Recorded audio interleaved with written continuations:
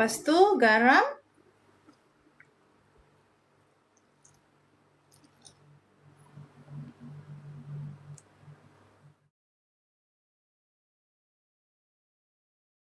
Okey, kita akan buat ni menggunakan gula Melaka daripada warisan opah.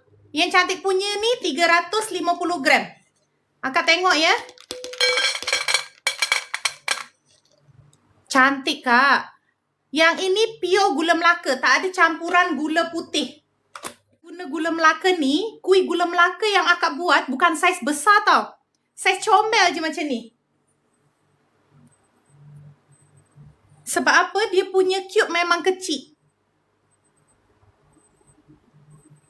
Cantik tak suka kuih gula Melaka yang besar-besar kedabak. Terkadang kita nak ngap terus masuk mulut macam tak mampu kan.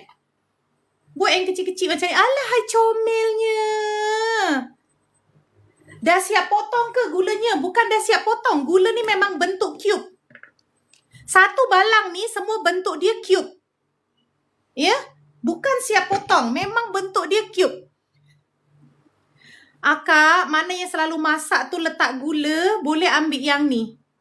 Terkadang cantik kalau buat sambal ayam penyet, memang kita kena letak gula Melaka. So, cantik letak ni. Tak payahlah nak ketuk-ketuk gula tu. Kak, serius Kak. Comel. Nampak Kak hasilnya Kak?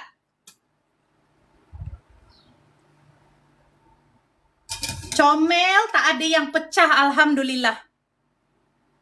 Bismillahirrahmanirrahim.